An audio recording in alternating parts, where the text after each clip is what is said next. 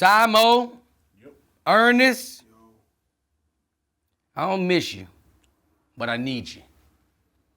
I need y'all like I never needed y'all before. Billy, What's up, baby? I'ma need you too. Man, we in this together. We deep in these goddamn streets. You ever see the nigga in the gutter, in the streets, like the gutter with the water flood? I'm that nigga. I'm all the way in the gutter. Yeah.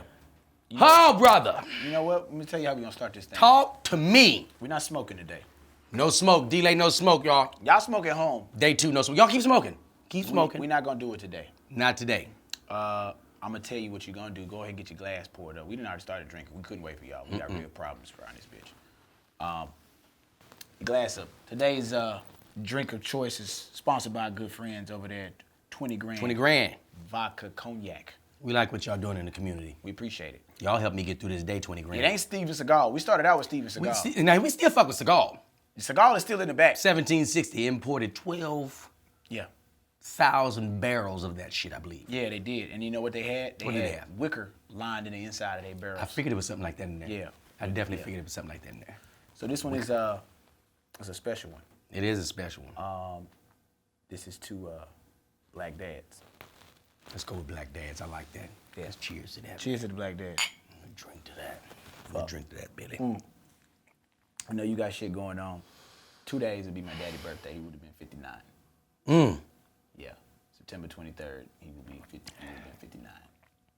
You know, it's crazy how you be having shit planned out, and then that shit don't go that way, Right. and then you there, and then shit. You know, that's what we here for. We ride shit out. We figure it out. How you feel about that? You coming up on your dad's birthday. How you feel about that? You know what? It's crazy. I honestly, I'm numb to the date until the day get there, and I got to figure out what that's gonna feel like that day. Because a lot of times, what happens is people start reaching out that know, hey, you know, they start the texts start coming in. Like, fuck. Hardest thing I did this week was going through Facebook. I went through my Facebook messages. I had about 700 messages I had never read and never opened, never replied to. I got through about 300 of them. But I didn't want to go in there because I knew what was in there. I'm talking about the messages tore me out the frame. I'm in that bitch, crying, replying, talking. One of my homeboys, LaRon Harris, I shout him out. Ron, yeah.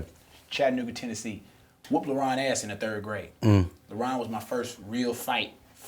Like, hey, niggas talk shit and hyped it up. Right. The shit started at school. We ended Was up the people fighting. around? Huh? People around to see the Oh, let me fight? tell you something. Me and LaRon, let me tell you something. We played Little League Baseball. We played T-ball together. This was your friend. Oh, yeah. I mean, we was cool. I mean, but to this day, called me a bitch. And he called me a curly Q head bitch. That's what he used to call me. Is that what kicked it off? That was it. Because I kind of had got to the point where there's no more bitches you was going to send my way. You reach You know, your 'cause bitch that shit, limit. I didn't curse. He People reached didn't his know bitch I didn't limit. curse like that. I would see Right. people curse. I'd be like, oh, they Cursing, look, right? I didn't start cursing until like later on in life too. So I was like, bro, this the last time, dog. We played football, pee-wee football together. We played baseball together, T-ball, my nigga. We did everything around each other. Our daddies is line brothers. And this is shit you gonna do? I'm gonna whoop your ass, LaRon. You got to whoop Ron's I'm gonna ass. whoop Ron. And I've been taking karate my whole life. Oh, you See, finna get a LaRon karate ass whoop. You're LaRon not gonna just get a know all street that whoop. nigga street fight shit. Yeah, this is karate. I This is don't finna technique. whoop LaRon ass. Man, we get to that Boys and Girls Club. My granddaddy dropped me off. And he knew something was wrong with me. He said, hey, man, what's wrong with you, boy? You been looking all down all day. What's going on with you? I said, nothing, granddaddy. Hey, now, you're SORRELLS. Hold your head up. Somebody run up on you, ball your fist up. You know what to do. That's it. That's what I always tell you. Ball your Ain't no damn sissy. fist up. You know what I'm saying? Or bite him. My grandma told me to bite him. You know what? And if my, you know, if that was the advice that I had and that was it, I would roll with that. You know, it's a time to bite. It is. It's a time to bite. You 3 niggas, somebody getting bit. My grandmother told me anything somebody do to you, you do it back. That's cool. I got them all for that shit. Yeah. Yeah. Dog bite you, Bite the fuck. bite that dog. nigga back. Fuck that dog. You know how hard it is to bite a cocker spaniel? Let me tell you You something. can't bite a cocker spaniel like It's that. too much fur. It's a lot of fur, And bro. they ain't got enough meat on them. Nah, you're gonna be having a lot of hair in your mouth trying to listen to your grandma biting a goddamn cocker spaniel back. But go ahead. That's what grandparents do. They tell you shit they don't give a shit about. So I go in that Boys and Girls Club. And mind you, we just left from school. We over at the Boys and Girls Club. We finna shoot ball. You know what I'm finna do? I'm finna whoop LaRon ass. LaRon, you got an ass whooping Let me coming. tell you where I caught LaRon at. Because LaRon fast. Now, one thing about LaRon, he was a little bit shorter than me, but he was very, very quick. I said, I'm going to get LaRon ass at some point today. I'm either gonna catch him in the room playing foosball, or I'm gonna catch his ass out there by that pool. He don't know he got an ass whooping coming, or No, does he know I got an ass He whooping does. coming, but you know how it is. You third, fourth grade, you don't thinking about ass whooping like that. Nah, shut your whole ass up. And he walked off. I said, all right, I got you. Got you. I'm whooping LeBron ass. That's it. So I'm walking in the pool. I walk in the foosball area where they playing, foosball, table soccer. I say, where LeBron at? Nobody. I ain't seen him. Think he hooping. I go and look in the gym. LeBron ain't in there. LeBron is out there having the time of his fucking life out there at that pool. Him and my homeboy Fat Tyson. Now Fat Tyson, I might have mentioned before, Fat Tyson was the person who shitted in the pool. That's what Fat Tyson did. Okay, he's a shitty guy. He's a notorious shit in the pool nigga. He shits. On purpose. In the pool. Oh yeah, he ain't giving a fuck. We playing sharks in the middle, minnows in the water. Nigga, we in the third grade. Why the fuck is we in a 12-foot deep end? This is severe deep end. Right. Treading water, trying to sit there and catch niggas. Because if you get stuck out there treading water, nigga, you out there. Right. But you jump from the side, you can dive over and get out there. I come out there, LeBron is diving over. I said, I'm gonna get his ass as soon as he go to the other side of this pool. LeBron, he swum his ass all the way across the pool. Didn't get caught for sharks in the middle. Right. Got to that side, put his ass up on the thing and was sitting there like this. Man, I came smooth over. Ooh!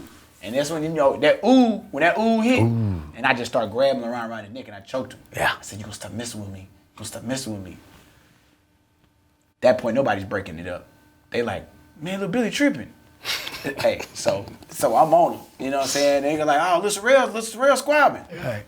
Now, my shorts at the time was up. Absolutely. So as this fight is progressing, these shorts is going higher and higher up. My whole thigh out. I don't give a fuck. I got LeBron ass pinned down and I'm stealing on this nigga. Right. I'm angry. And you know when I get angry, you know what happens. You're going to cry. Oh, I'm crying. You gotta cry. Tears is coming down. I said, you gonna leave me alone, nigga. You gonna leave me alone. Gerald Perry came over. He was the director of the Boys and Girls Club. Grabbed me by my shorts, pulled me up, and grabbed me off. That's how little we was. But he picked me up. By the shorts. So By the shorts. Gerald Perry had a real life kid and played flat top. So he grabbed me, pulled me back into the goddamn Boys and Girls Club. LeBron is out there crying in disbelief because he done got his ass whooped out there real bad. Real bad. I get in there. I sit there. They set me on a pew. They got a pew in a gymnasium. A church pew. A church pew. We sitting on that pew. You done fucked up when you on that pew when they come in there. My granddaddy come in there. He looked over and see me on that pew. He looked at Gerald Perry. Gerald Perry said, hey, man, Mr. Real, I want to tell you, grandson got on somebody's ass out there, man. He got on somebody's ass out there. I don't know what he did to him, but got on somebody's ass. Now, ain't no fighting up here at the Boys and Girls Club. This is a place where good Christian men can come together and work out and do what they're supposed to do. Mr. Real, I got mad respect for you, coach. But I just got to let you know your grandson, he jumped on somebody's ass. Somebody's ass. Granddad looked at me dead in the eye. Looked me dead in the eye. Looked him back dead in the eye. He said, goddamn, that's what you're supposed to do. Absolutely. I told him to get on his ass. That's what he do. We SORRELLS. So now I'm sitting here frozen in this moment. Like, goddamn. Well, I guess I ain't getting in trouble tonight. I walk over to my granddaddy. And I knew him in my brain. I'm like, man, shit, this might be hairy. I don't know. Maybe this one of them secret whoopings that's finna happen later on. Right. Don't say nothing in front of you to bring it back. I said, granddaddy, am I gonna get a whooping? He looked at me, dead in my eye, and he said, did you miss me? God damn. He can't whoop a man's ass. He can't whoop a man's He just told him ass. to defend himself. He can't do it. hey, man, I'm Billy SORRELLS. I'm D-Lay, man. And this is the Did You Miss Me podcast. Hey, man, this is a storytelling podcast, man. We talk about real life shit. Again, shout out to our people over there at 20 grand. Vodka and Cognac. We appreciate you. Man, like we said today, it's about Black Dads, bro. What's on your heart, bro? I'm glad you asked, Billy. Today was a rough day for me, fellas. It was a rough day. I got some news a couple of days ago that my dad is dying. Now, for those of you who don't know, I got an interesting lifestyle that most people don't even know about. Grew up with no mother, no father. My mom was killed when I was 9 months old. Was stabbed. My dad was never there, so my grandmother raised me. My grandmother died when I was 12. I was pretty much on my own at that point. I was living with my aunt, so I'm pretty much on my own. So my dad was never there, and I got through life and did all the things and made the accomplishments that I needed to make. And I got to a point where he and I could talk. Right. I was at an age where I could talk to him and tell him. How old were you when you started talking to him again? I just got to college. I was 17 years old, right here, yeah. I was 17 and I was able to articulate how I felt and wanted to know, I needed some answers. I needed some answers from him Right. as to why he's absent. Mm-hmm. Why are you absent? Yeah. I'm a good kid. Why? You know, I come from a fucked up family. I come from, you know my uncles and aunts. Yeah. You know what we're dealing with. So I had a lot of questions. I was always, he tried. Well, okay, so why wasn't he in your life, you feel like? His explanation was, he was on drugs. He was wild and doing his thing. I get that. Cool. But at some point, you have to mature and say, okay, let me be a father to this guy. Because I played sports all my life. I was an outstanding athlete. I played everything. Yeah, as we've heard.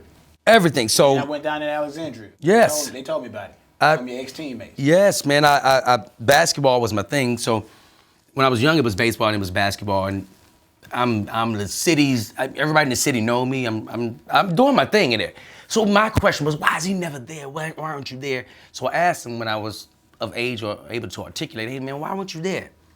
And he gave me the explanation, you know, and I accepted it.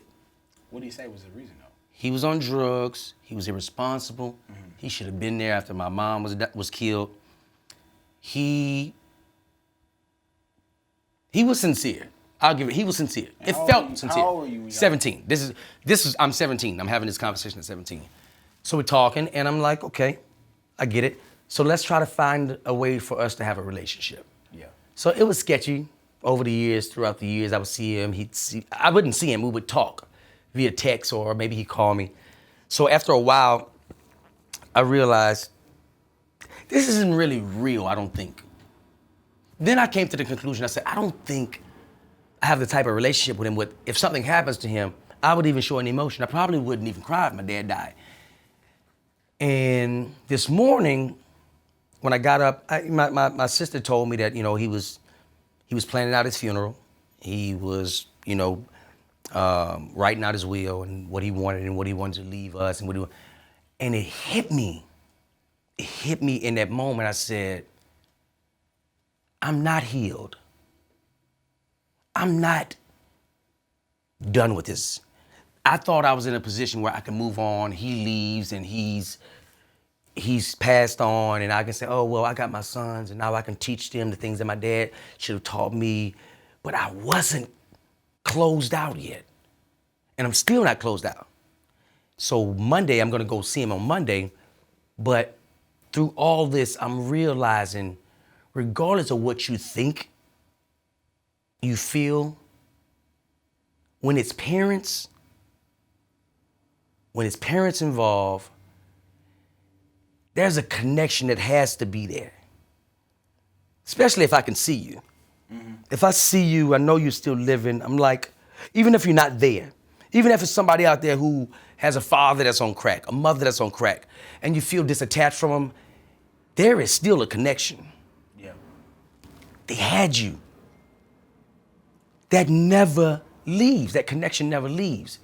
So it hit me, man. It hit me this morning when I replayed my sister saying, oh, he's planning out his funeral. Yeah. He knows that there is an end point, and the end point is nearing, and he's planning out his future, and everything hit me. And I said, I'm not done. I'm not over this, because there's still some shit unanswered. Okay. I have become who I am right now and going to elevate to more. You should have been there. I wasn't ready. I thought I was over it, thinking that, well, we don't have no bond like that, like me and my sons have. So whenever something happened, it's going to be like he a stranger. No. He's not a stranger. He's my dad. But I'm not at peace with where our relationship is, because I still feel. Still feel what, bro?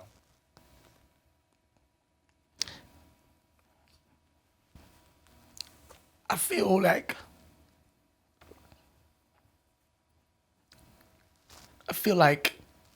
He still owes Dee Dee an explanation. Because as an adult, I'm still feeling shit that I thought I was over as a kid. And it's like, Why? Look what I turned out to be. How could you not want to be a part of that? And the fact that I've become all of this without you, I gotta know why. I gotta know why, face to face, before you leave. I need to know what. You can't give me the excuse with drugs. You can't give me that. I need to know what would make you want to abandon me. And I realize I'm just not at a point where I'm able to release him and let him go without him clarifying for me. Bruh, do you understand, bruh? Listen to me. I joke about it now. But there's a moment that will never leave me. Yeah. I remember waiting on my dad to come, and he never showed up, bro. He never showed up. And I waited on the steps for him to show up, and he never showed up. Yeah. And I thought I had released that. But to this day, I still wonder. I remember he was supposed to take me to the Battle of the Bands. He was supposed to come and take me and my sister to the Battle of the Bands. And it's for the Southern.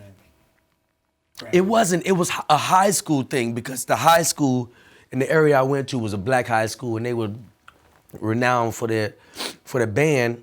Yeah. And all the different schools, St. Augustine, all the different schools in Louisiana were coming. And I remember, because I lived in the area that was close by the school, so I remember around 5 o'clock, the band is warming up. I can hear them warming up.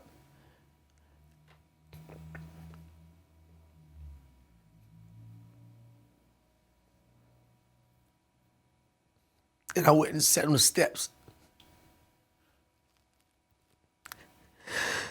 And my grandmother said, he's not coming. I don't know why you keep believing in him. He's not coming. And I said, yeah, he's coming.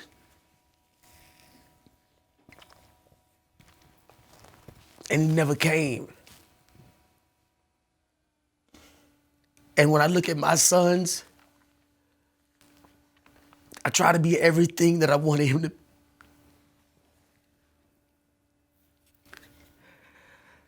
I try to be everything that I wanted him to be to me.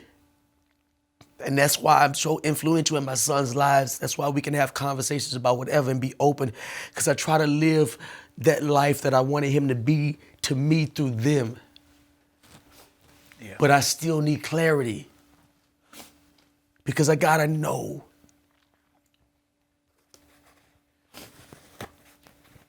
Here's the thing. I wish in my heart that I can honestly tell you I'm a person that's about to walk through something that I can prepare you for that, but it's not. I can tell you this.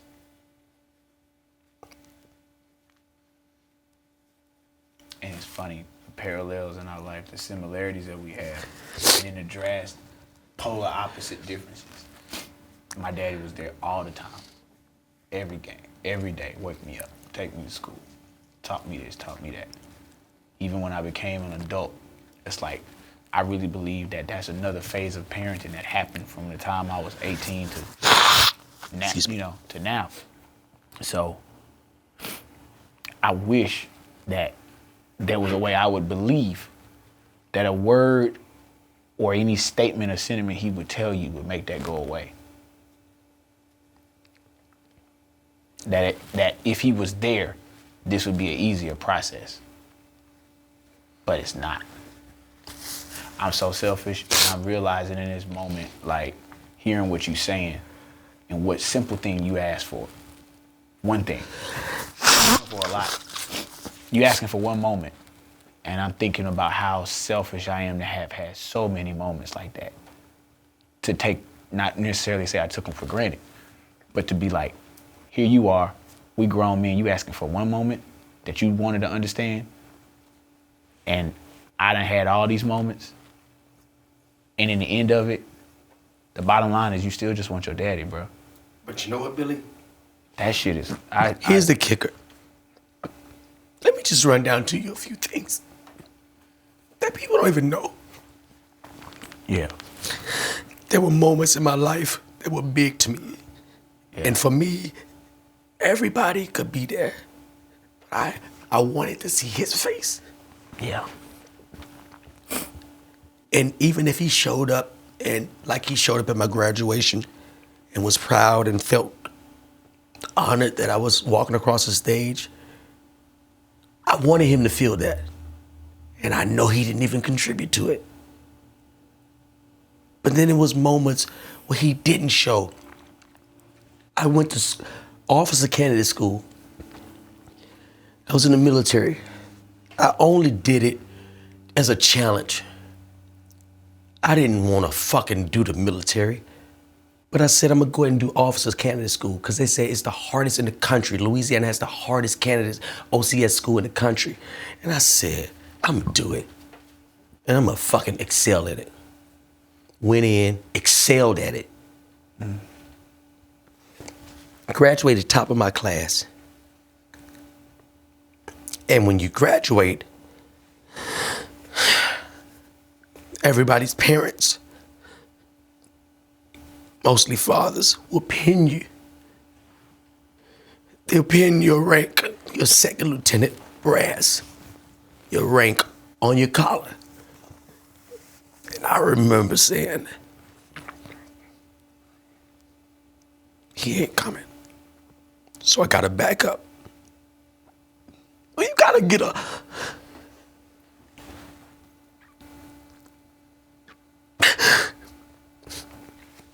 well, you gotta get a backup for the man that provided life for you. Do you know how that makes you feel? I had to get a guy that was a father figure in my neighborhood to pin me, to pin my rank on me. And the whole time he's pinning me, I'm smiling, but I'm hurting. Because the man that I want to pose, the man that I want to pin me is not there. He's not only not pinning me, but he's not there again.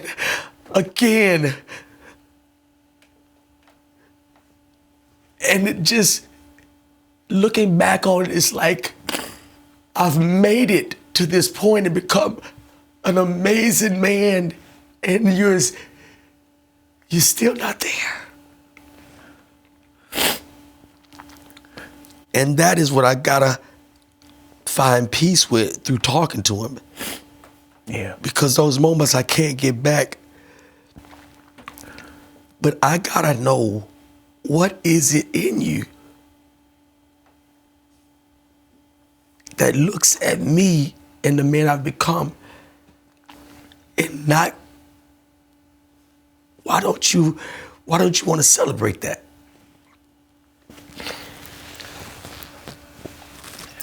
You know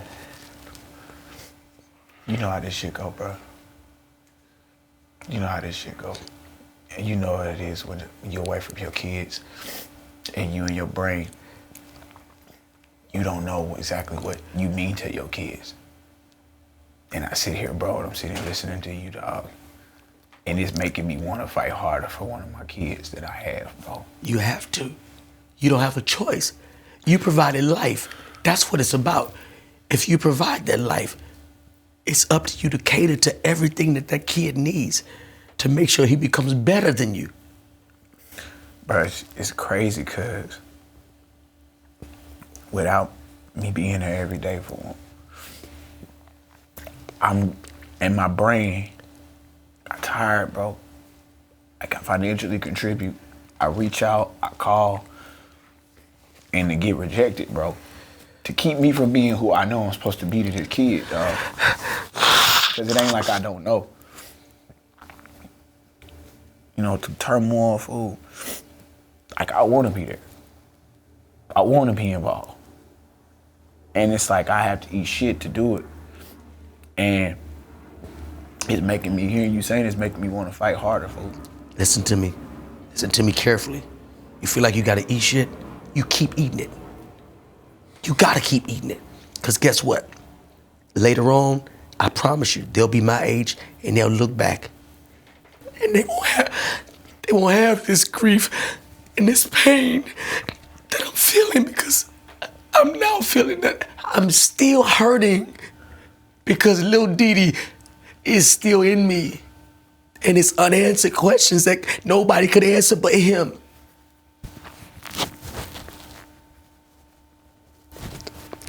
And I gotta know what makes a man. And for me, you can't put addiction on it. I was addicted. I've been addicted. I was fucking a gambleaholic. I've been gambling since I was 8. I'm a risk taker. That's why I'm here. My family said, you crazy. You dropping out of LSU to do what? Because I'm a gambler.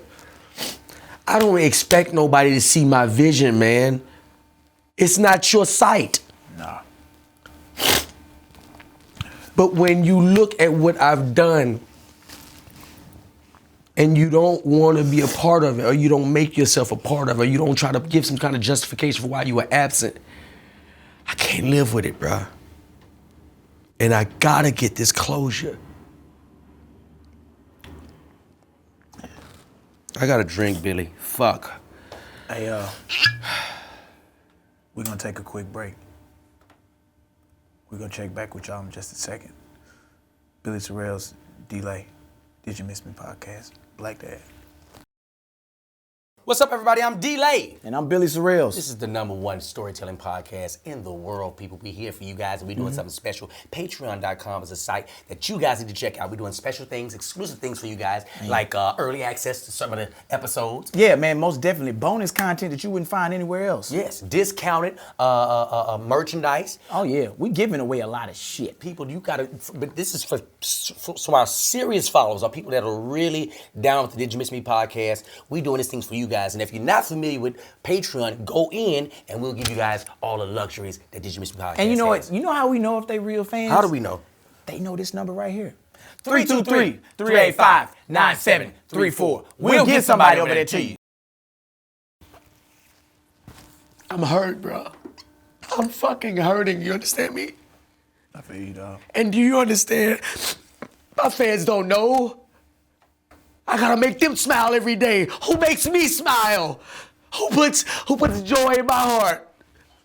Who makes me laugh when I get messages all day long how I was gonna kill myself, and I started watching your page, and I was depressed and I started watching your page. But who comforts me when I'm going through what I'm going through? Nobody thinks about the comedian because he's the one distributing the fun and the joy. But when he's in depressed states and he's in dark place, who caters to him? Nobody. I'm real like everybody else. I have feelings. That's your walk, bro. You know what's funny? That's the thing that people, when they see you, they don't know how broken you is inside. They don't know the stuff is that we go through, the shit that we carry. But God made us this way for a reason. He made us this way, bro. And he didn't do it by design flaw. Need some tips, man. No, that's not. Ain't no design flaw, bro. No, at all. Not at all. And that's the part, like, when you start rebuilding what it is you know to be your foundation of who you are, you gotta put them bricks back. And you play like I play, dog. You went through what you went through. In your life, you gotta find some things that ain't moving. Them things is in your life ain't moving. Certain things about who you are, because what I hear, and I can tell you, bro, I think everything that I've been going through in these past 6 months has happened for moments like this.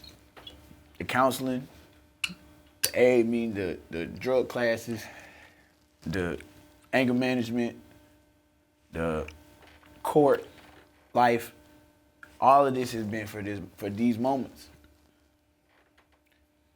Because that's something I learned, you can't control people. Love is free, bro. Love is love without expectation. And forgiveness isn't for them, it's for you.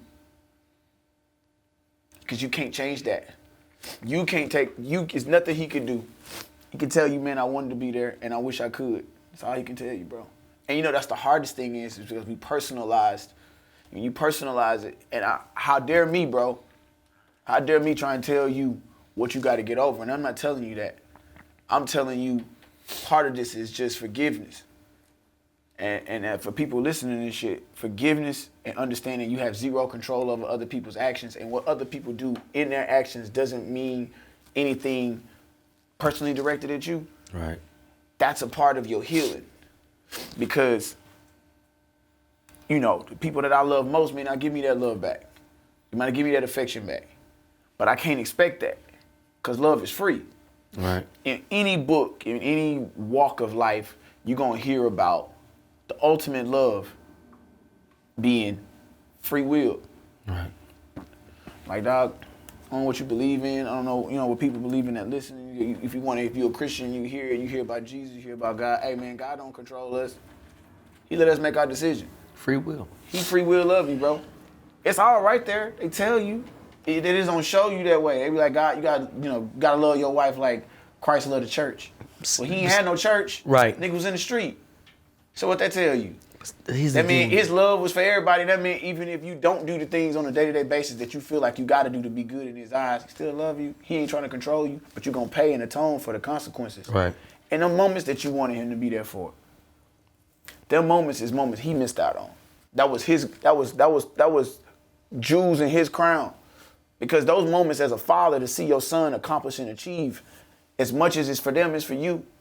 Because it's a thing to remind you to keep going. And some people don't see it that way. Parenting sometimes gets tricky because some parents, I think there's some food. Fuck. Hey, one of y'all answer this? I think it's a food person. Orders, delivering some food. Just bro, like, that is for them. Right. But You know what I'm saying? You gotta remember that you can only control your actions, bro. You can't make nobody respond. You can only control your responses. And see, once you start looking at it like that, shit gets real, real simple. Counseling has told me today, it was like, man, look, bro. You know what your purpose in life is? You know what your passion in life is? Your purpose in life ain't to be a father. Your purpose in life ain't to be a husband. Your purpose in life ain't to be a comedian. Your purpose in life ain't to be successful. Your purpose in life ain't to be rich or famous. Your purpose in life ain't to be in love. Your purpose in life ain't to be somebody's mama or daddy. Your purpose in life is simply one thing, key to life. Learn to control how you respond to the things that life throw at you. Because you got zero control over that. You can prepare yourself in all those assets of how do you prepare yourself? Well, I don't know. I want to prepare myself financially. You can do that and be financially literate, but you can't control shit that happen in the financial marketplace. Right. You can just prepare yourself to deal with it and make the adjustment and not have an emotional response. Each thing that you face and love, somebody cheat on you, you ain't got no control over that. Your girl fucking over you, your nigga fucking over you ain't got nothing to do with you. That's a personal choice they made. And if you get cheated on and you go cheat on somebody back, well, nigga, that's on you. Right. Because there's plenty of people That's who how get you cheated want to on respond to it, right? who don't respond that way. You know what I'm saying? But check this out, Billy. And that's the hardest shit for people to swallow. Because we want to control shit. But brother, all this life is free will, dog. I tell you this, my daddy not there. 3 things I wish I would have did. I wish I could have saved my voicemails that he left me. Some days I just want to hear my daddy say, hey man, I love you. And I'm always gonna love you. You got a chance, dog. You got a chance to break history, bro. You got a chance to reset the whole thing. You got to change your mindset. You change your life. But here's the deal, Billy. I've forgiven him, but I need you to talk to me face to face and give me these answers. So he's planning out his funeral. Go get him. And he is writing out his will. And I don't know what he got. I don't know him like that. Yeah. So he's divvying up land between me and my sister. I know what that act is. You want to make something right. I ain't mad at that. Yeah. And at one stage, I was like, I don't care what happened, man. He ain't got to give me nothing. He can let his wife have it. And then I said, fuck that. You owe me. You still owe me that. I gotta have that. I just had a birthday. And it hit me. I've just reflected. Sometimes you grind, no celebration. You go, and you don't even look where you started running from to look where you're running at now. And it hit me, I said, I got all this way without him. I'm not holding that as a badge of honor. A little boy needs a daddy. Yeah. But I happened to do it without him. Wouldn't that want to make you, as a father, say, I'll push embarrassment to the side if he's open to receive me and having a relationship? And at that, because how I am, bruh, I know why I am the way I am now. Yeah. With me growing up with no mother. And people don't understand, like, why he act like this with these women. That's why I fuck with so many women like I fuck with.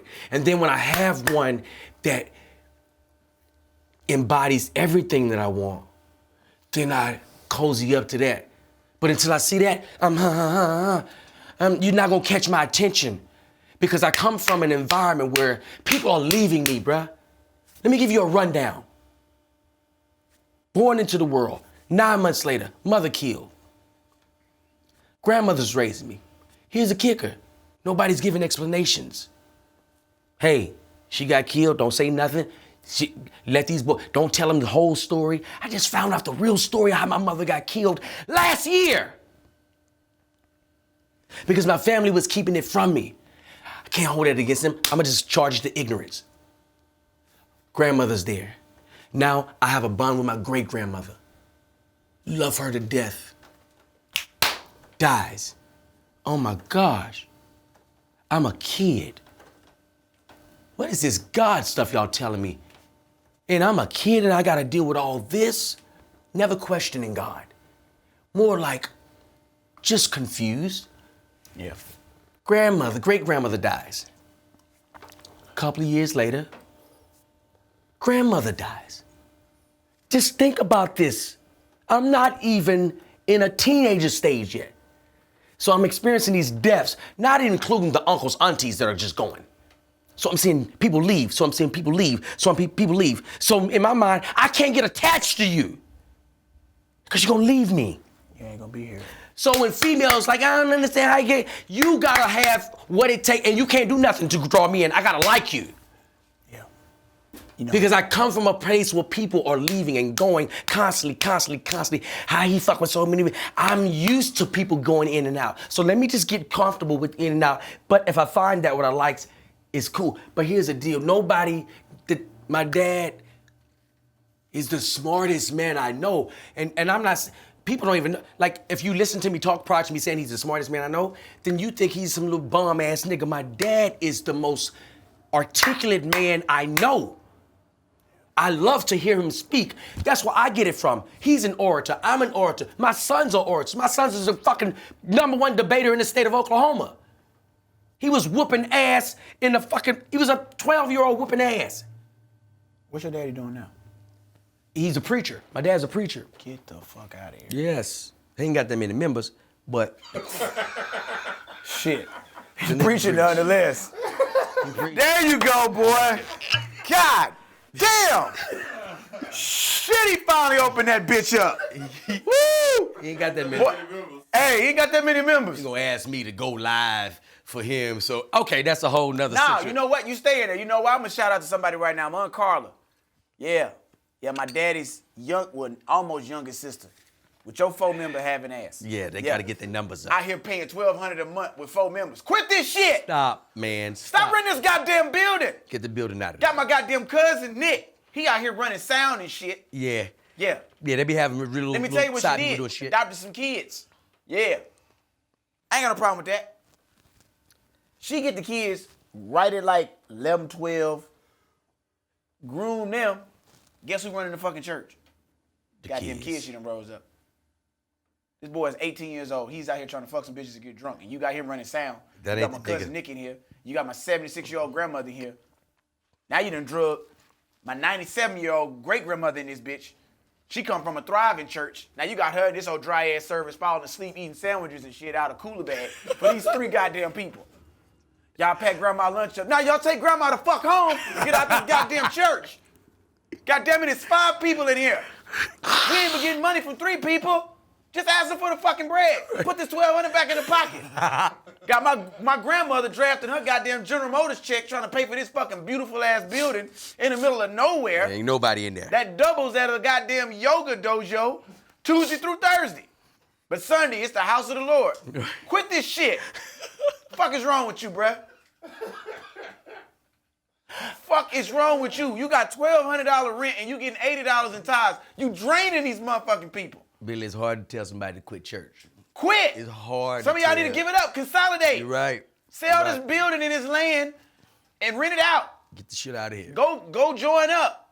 There's no reason why we have a New Bethel, New Mount Zion, and New Mount Vernon all on the same street and everybody got 40 members. Quit it. Yeah. Yeah. Yeah. Hey, man. And you know, people don't know this shit. We know this shit. Funny part is when I met D-Lay, I didn't know that. I didn't know none of that shit. I found out that the abandonment issues that we deal with helps us understand the logic. Bro, my mama left me when I was 10 years old, fool. Now, the cold part about it was I watched her gradually get further and further out of my life. We left Chattanooga, Tennessee, moved to Houston. She got this big job. Daddy proud, bruh. My daddy did it. Because you know why? My daddy went through what we went through. Same woman I talk about this up here, spending money, draining her savings to run a church for my baby auntie. Same woman walked out on my daddy when he was 5, bro. Me, my daddy, was both raised by our daddy, Dolo. People hear me all the time, they be like, damn, bro, you don't never talk about your mama. Love my mama. Had to. I loved that she was great. But it's something about that. It's like I can share with you, like I empathize with you, like fuck. Makes me more appreciative. You talking about you never had no relationship with your mama. 9 months gone. I know how much harbor and resentment I felt. But guess what? Coping mechanisms don't change. Deal with this shit the same way. What's wrong with me, bro? Why don't she want to be here with us? I remember the day, bro. I remember the day, and I wish, honestly, dog, and it's gonna sound selfish to me, I wish I didn't go through that pain. I wish I didn't know my mama until I was older. Or that I didn't go through none of that at all. Because having a parent there that ain't trying to be there, or that don't want to make that sacrifice, it's the most frustrating shit. I remember the day very clear. It was Saturday. And let me tell you, the movie Love Jones, Bill Bellamy in that movie. I never wanted to watch that movie. Why? You know why? Why? Because back in the day, you know what happened with movies before they came out. What they put out first? Motherfucking soundtrack. The Love Jones soundtrack. That Love Jones soundtrack was a haymaker in the R&B community. But I hated that. That Love Jones soundtrack, and I ain't never told nobody, that Love Jones soundtrack is the soundtrack to my parents' divorce, bro. Them tracks and whenever, wherever, whatever, Maxwell tears me the fuck up. Tears me up, nigga. Cause my daddy bought my mama Explorer. 9.5. Eddie Bauer, leather seats. You niggas are heartless in the background. Man, fuck y'all, Just man. know SIMO and Ernest. Hey, dog. Hey, bruh. Nigga looked at Ernest, dog. Hey, bruh. Yeah. These niggas on this podcast are fucking heartless. Hey, man, fuck y'all. Yeah, you know them niggas' name y'all yell out when they at Starbucks. Ernest, SIMO. Them niggas are heartless niggas. You got two grown men pouring their problems out, and you niggas laugh. That's what they do, though, bro. Keep going. Don't worry about it. Fuck them. Keep talking, Billy. That's what we do. 95 Eddie Bauer Explorer, leather seats. Jurassic Park green, bruh. Look just like the car in Jurassic Park. Yeah. We thought we was the shit. It ain't last long. We got about three months in that Eddie Bauer. People ain't got that. Then it started coming back smelling like funny cigarettes. That's what my daddy said. Funny cigarettes, that's weed. Now it's funny cigarettes, weed. That's weed. My mama sell insurance. Where the fuck she buying weed from? I know. Nigga named Daryl Drisdale singing a little 3-piece band over there off Alameda in Harlem Clark area with a ponytail. Keyboard player. That's who got the weed. Yeah. That's what's going on right there. Yeah. Yeah. Mama left For him. for him. Chasing some bullshit. Didn't explain nothing to you? 10, bro. My mom and dad, they stayed separated for almost 2 years. My mom would come back to the crib. Daddy would be there. He'd be like, your mama coming over tonight. We clean up the house, me and my sisters. We get shit spotless, nigga. We get in bed, we be laying in bed. And we hear mama come in, she come in, stick her head in the door, hey y'all. And I lay in that room and I wait. She go in that room with my daddy. And I was like, they gonna fix it. Oh. Mama got enough time with us, read my sisters a story, got what she needed out of that house. She out of there. Fucked my old man and left. You know what's damaging is? What's damaging is, cause this is damaging. And I done been through this. What's damaging is when you trying to give salvage dick out. Relationship save a dick out. That's the best dick a woman can ever get in her life. She don't even realize it. Right. Cause this nigga been thinking about this all day. He's trying to go for everything. He's trying to fuck you back home. Yeah. You know how fucking emasculating you gotta feel to give a woman all that pleasure and all that happiness and all of that shit, provide everything and do this shit, and then they still leave. I used to watch my dad, just like he was crying, bro. And Cal, daddy would sit in a folding chair and cry in the middle of the fucking bedroom. Daddy's house right now, I remember I was sitting there with him. My sisters would be outside playing, and I'd sit in there and watch him cry. For 2 years, he pleaded with my mama. I remember the day she left, nigga, we all grabbed onto him like, don't leave. Cause it didn't make sense, dog. But them streets, dog, them streets be calling your name. And when you go through shit, I never dealt with it, bro. I was just like, all right, cool. Billy. Now guess what? You know what, Didi? Guess what I'm out here on? I'm on them. I ain't got no high school sweetheart. Right. You hoes ain't shit to me. I'm running through you all the way. Right. Until I find something that gets my attention. Until I get somebody, you know what?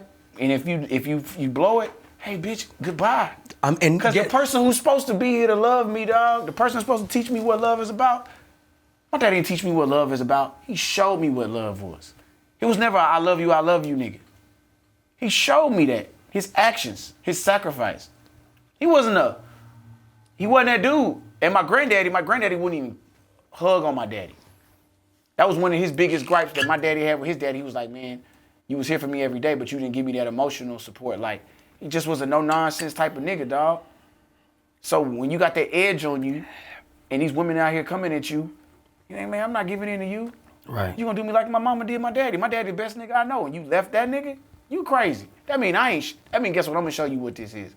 We're gonna hang out, we're gonna have a good time till I'm through dealing with you. And I went through that until one point. I was 2 kids in, and my wife looked at me in my eyes. She said, Billy, you damaged. This is one of the reasons why, like, I would never leave my wife, like, regardless of what the fuck happened. No matter what. She sat me down. We had been married probably a few months. People don't know this. Me and Courtney was dirt poor, bro. We drove out here in her Pontiac, slept on a broken air mattress for a year. We had roommates. We did whatever we did. We came from nothing, fool. All this shit that we got, none of this shit. Now we ain't come with none of that, nigga. We had a fucked up air mattress and a bag of clothes and some dreams. Nothing, nigga. You know how bad it is to feel like you love this woman so much, nigga, and you can't give her a wedding ceremony because you ain't got no money in your account? I had $300. My wedding cost me $150. I had $150 left. I took $50 and took her out to eat that day. I ain't even had no ring, D-Lay. I ain't had no ring, bro. Nothing. Billy, let me share something with you that I've never shared with anybody in my life. It's only one person that even knows this. My sister don't even know this. And I blame my daddy. You know, Bayou Classic is big. Right. I had a moment where one of my relatives told me, and still to this day, as I think about it, it's the most hurtful thing I've ever had to take. And I blame my daddy. Bayou Classic is going on. If you don't know what Bayou Classic is, it's Grambling in the Southern. Big deal in Louisiana. Everybody goes to New Orleans. They play in the Superdome. Right. At Neither Superdome one at of the the time. colleges is in New Orleans. But No, they go down there. one's in Baton Rouge, one's in Ruston, Louisiana.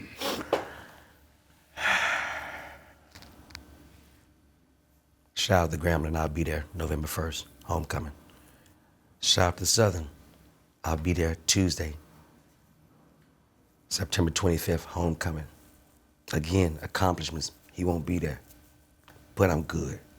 Bayou Classic is going on. I am 12 years old. Mm-hmm. I don't have any money. I don't come from a family where you get allowances, and I gotta do what I gotta do on my own, and I don't wanna do the streets. I'm at this point now, I'm just gonna ask you, I'm a good kid, I'm gonna ask you, and you just should be able to provide because you know what my situation is.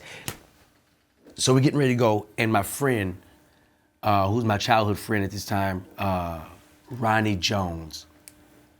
Mm-hmm. He's got two parents. He's got a mother and a father. Ronnie Jones Sr. is actually the guy that pinned me during my commissioning ceremony. Hey, somebody outside. Can you grab one? Thank you. Go ahead. He's the guy that pinned me. Ronnie Jones Sr. pinned me during my graduation ceremony. Ronnie Jones Sr. He's the guy that pinned me for my commission in the military. That's funny. Ronnie Jones. Ronnie Jones, yes. Ronnie's mother. Okay. Yeah.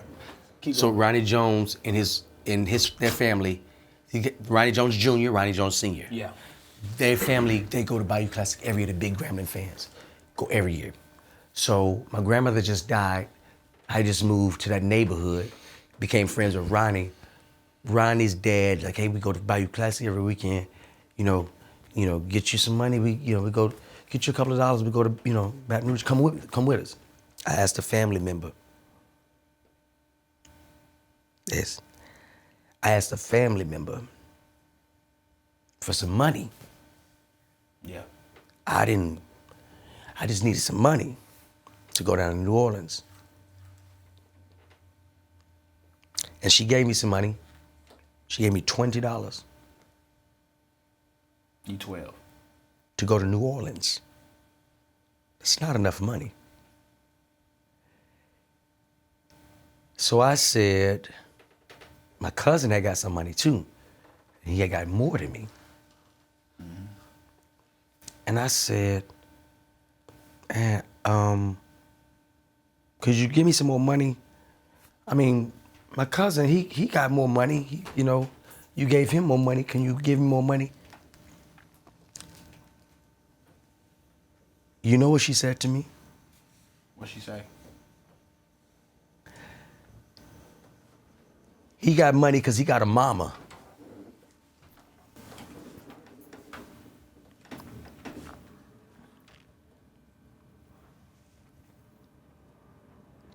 As if I had control over my mother being dead. And I blamed him because you could have been there, bruh, and you could have made that happen for me. So I have to be put in this fucked up position to be told some shit like that. He's got to answer some questions. Man, I applaud you, bro, to take that courage to go on that journey. There's a lot of people who wouldn't go on that journey. There's a lot of people who wouldn't go on that journey. It takes some real balls to go face that. Hardest part we got to do is people too is face the demons, dog. Face the shit that our worst fears. Face getting the answer to the question we really don't want to know the answer to, but we need the answer to. Because it's a process. You're going to get that answer. I got faith in you because you're going to go down there, you're going to get the answer. May not be the answer you want, but you're going to come back with an answer. But just give me an answer, bro. And you know what? Go get that answer. Get that closure. Right. Because you know why? That closure is a stepping stone for your healing. What you got to do, no matter what the fuck he say, got to forgive him, bro. Got to forgive him. Again. Even if his answer is whack. If he tell you some whack ass shit, forgive him. You're right. Forgive him, bro. Forgive him. Because the only person who carries that grief when he go is you. All right.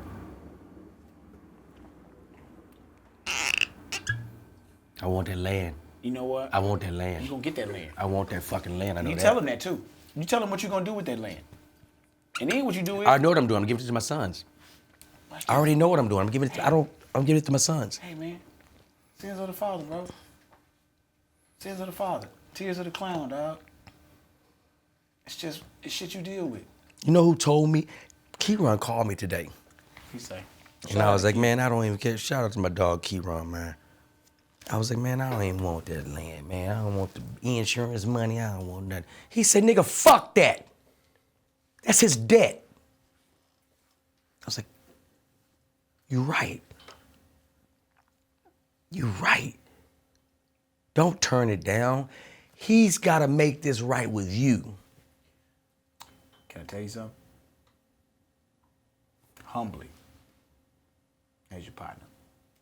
That's a very good way to look at it. I can't find no fault in that. But I'm gonna tell you something. There's not a dollar figure in the world It won't. I got you. that measures up to the worth that you got, that you deserve for yourself, bro. Ain't none of that. That land, two land, Them moments and feelings, it's invaluable. All right. But I still want that land. You get that land. I need that ain't goddamn tripping. I'm land. gonna come down there. We gonna tailgate on that fucking land. Yeah, we're going to do some shit on that We gonna land. fuck some shit up. We're gonna let our kids run around on the land. I'm with you. Absolutely. I'm all for that. But remember, healing. You gotta adjust. What Mayweather do? Your shoulder roll your ass. What that shoulder do? It's going to protect them. What is protecting your chin, right? Got to protect Because your guess what? Because chin. if I get a clear shot at your fucking chin, I'm going down. you going down. What that shoulder do? Take some of that shit off me. Know what that forgiveness do? Take some of that shit off you, bro. I need to shoulder roll my daddy. You got to shoulder roll him. You got to shoulder roll him. You know why? Because that's how life is set up. That's your job.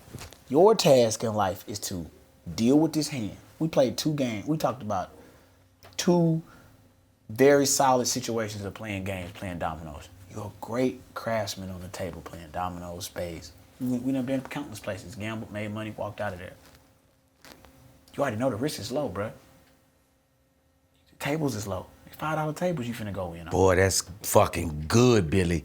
It's $5 tables, nigga. And you a master craftsman, nigga. You know this conversation. You already know what you finna go in there with. Bro, put your shoulder up. Don't run in there with your chin out and your emotions out. Get your block knocked off. Now you out here dazed. Put your shoulder up. Forgive first. Let him walk in, we'll give him what he gonna give you. Not even the monetary shit. Let him give you let him explain himself. Right. You know what you do? Forgive him.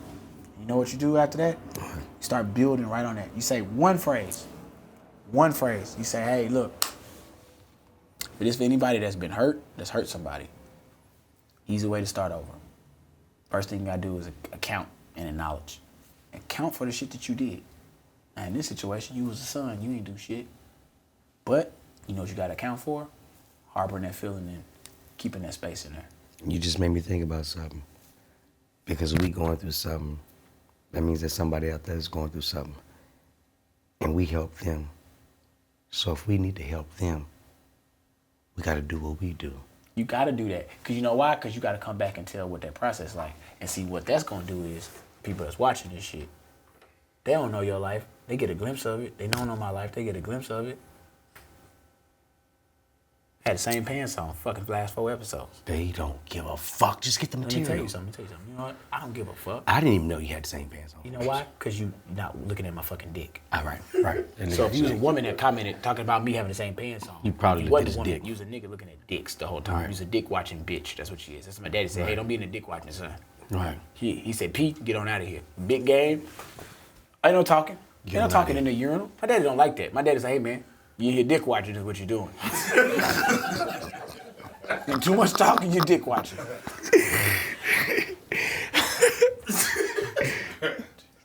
He told me, he said, hey man, my homeboy Jason used to come in here and want to do all that talking in the locker room. He said, hey man, you doing a lot of talking in there when niggas got their dick out. Your mouth open way too much. Your mouth open too much. Shut up. Niggas got their dick out, shut up and turn your eyes somewhere. Go look at something. Right. Ladies, if you got your mouth open, give us a call. 323-385-9734. We'll get somebody over there to you. Keep your mouth open, though. You got to keep your mouth open. Hey, and you know what? My mama. Right now, bro, my family, dog, I ain't ashamed to say it. Going through it, bro. But I got them. I got my wife, I got my kids. Yeah. I got all my kids. Baby mamas, I got them, I ain't tripping. My mama, you know, I had to start rebuilding that. I had one phrase I said, hey, mama, I just want to create with you the possibility of having a fun-loving, healthy relationship where I learn from you and you learn from me. Can we do that? In no amount of time, it's going to be enough because you're going to always want more. Get small things to get you through that shit. Slip that jab. Them voice memos, get that voice memo out. Sit that phone down, let your daddy talk. Ask him the real shit. Right. Hey, so what drugs you did, nigga? What kind of drugs you do? Right. Hey, it's cool, because you done drugs. I done drugs. I done had addictions. You got addictions. You went through your life, now it's going to unlock that door to help you understand that. You ain't with your kids every day. I'm not with all my kids every day. We fucking traveling the world healing fucking people. We can't be, bitch. We can't be everywhere. That don't mean our kids don't deserve to have us there.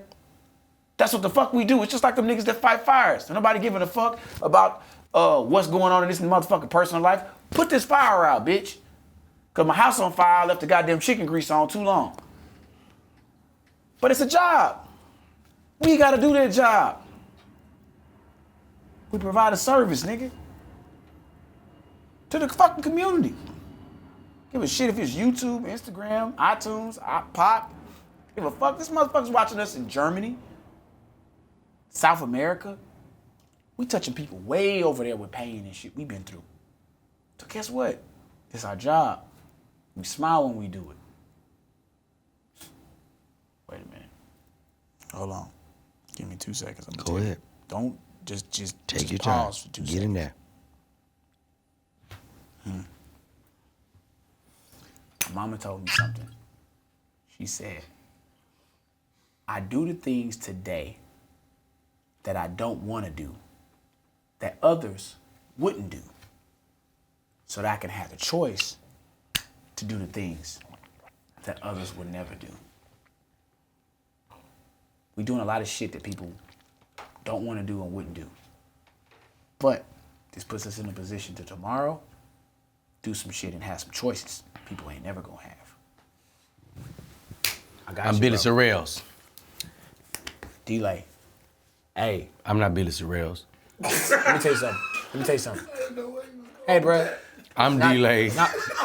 I'm Billy Sorrells. Clearly, this nigga's Billy Sorrells. But the Hennessy told you was Billy Sorrells. The Hennessy and our good friends over at 20 grand. Vodka Cognac. I needed this. SIMO, Ernest. Yo. There's no way I could have done this without y'all. Billy, Hey, I love you, man. hey, you know what? We got to tell these people one thing, though. Go ahead. If you out there watching this right now and you going through something, put your hand toward the screen. I always want to say that. Go ahead. Okay, but no, if you out there and you watch this and you going through something, let me tell you something. No matter who it is and what it is you facing, you go into it knowing that you got everything in your life experiences to prepare you to face it. It's all in you. It's already there in you, bruh. It's all in What's for you is for you. You gonna get it before you leave here, bruh. Stay committed to your process regardless of the outcome. And when your problem comes up on you, because problems come up, They gonna come. they show up. They show up. Repo man, lights getting cut off. Yeah, my lights got cut off. I don't give a fuck. I run extension cord, bitch. I'm gonna tell you like Carlos Miller told you, I don't give a fuck about them lights. We still stars. We still fucking stars, We bitch. still and we're fucking gonna stars. shine. Gotta shine. And when you see your problems, you know what you do? You turn to your problem. You look it dead in the eye, and you say, Did you miss me? God damn it, problems. Get the fuck out of here. We landed that bitch, didn't we? "You did." That's the realest podcast, the realest show that we've ever done right there. The caps. Oh, I'm sorry. Let's go here with it. Look here, y'all. Check this out. Go straight into We're it. doing only exclusive merchandise on these hats because we sold the fuck out. Y'all That's done bought right. the shit out these hats. This hat's got Python. I went and wore it with Snoop today. He told me my blunt rolling wasn't shit. But check this out. This hat, I got some pussy in. Whose pussy? That's my business. That's right. Now, the thing is, you can get this hat right now. All you got to do. Exclusive. $50. Okay. 50 fucking US dollars. Put it on your head, D. Not Like, just any kind of $50. hold on. Give me the marker. Hold on. Actually, guys, I didn't know we only had one. I want to sell this bitch for 75 now. You know what? Now You know that what? I know. Hey. You bitches buy Yankee caps for 80, ho! Tell me I'm gonna. Yeah, And we gonna sign that bitch. When the last time A-Rod signed a Yankee cap for you, bitch? If he signed it, I ain't tripping. But he ain't signing them in the store when you buy them. Billy Sorrells and D-Lay signing them. You know what I Goddamn, feel get your like? mind right. You know what I feel like? $80 now, You Simo. seen this goddamn hat It's seen 80. the whole fucking time. CC, You know what? $80. Would you pay 80 for it? Hold on, Didi. I feel we need to take this shit up a notch. Fuck it. We got 2 hats for sale, bitch. And they $100 a piece. You know what?